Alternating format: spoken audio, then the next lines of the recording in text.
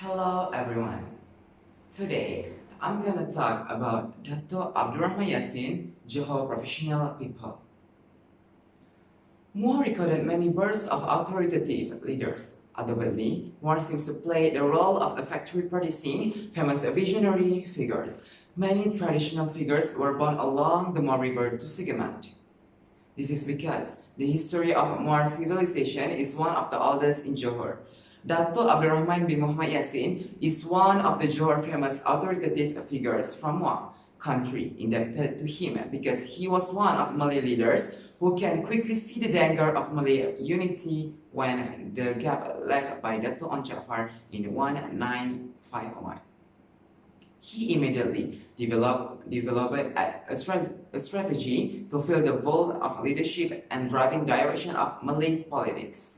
When the condition of the Malays are like sector chicks without a mother with an empty cage, it is by political observers and as a very dangerous situation because the leadership of Dato On and become a very popular place of the Malays who are new to politics. The PAS suddenly decided to leave UMNO to lead the party to open its membership to non-Malays. Dato Abdurrahman bin Muhammad Yassin, who at the first did not understand, Dato On immediately took over and led the line of exalters with the ambition for independence.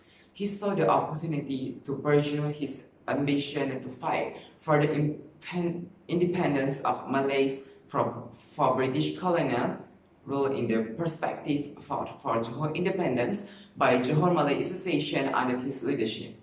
Dato On visions to oppose the Malayan Union as a wall was agreed, but Dato On visioned to prepare himself in various fields. First, because demanding independence was not accepted by him.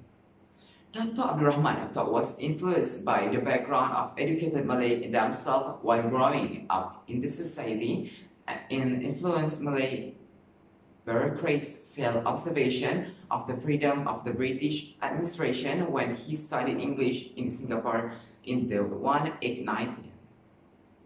In 1895, when he began to serve as a clerk in the Johor public administration, he had shown great ability until he was given the opportunity to become the district commissioner, magistrate and treasurer of the state of Johor.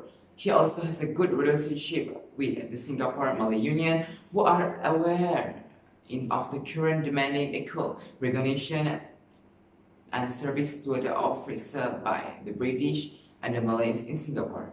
He actively supported the views and debates on the recognition of Malay officers who have English education in Singapore. In 1939, Dato Abdurrahman established the Johor Malay Association's fight for recognition of Malay officers in the British administration. The association also supports and prioritizes Malay special rights such as education, culture, and tradition, but it views negatively on the Carolines of the place during Japanese occupation.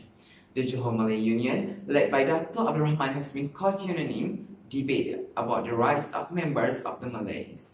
When he heard talk of the Malayan Union, Dato Abdurrahman had merged with the Union of more Johor Malays led by Dr. Hamzah, staged demonstration to protest Michael efforts to get Sultan Ibrahim's signature to establish the Malayan Union.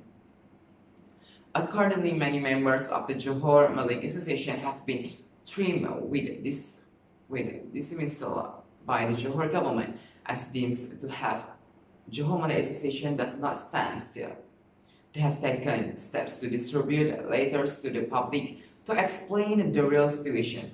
The situation became chaotic when a number of government officials were arrested for illegally publishing pamphlets to the public that could arouse anti-government sentiments.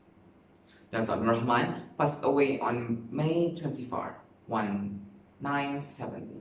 His stature as a leader of highly educated and professional people influenced the contemporary Malay leaders.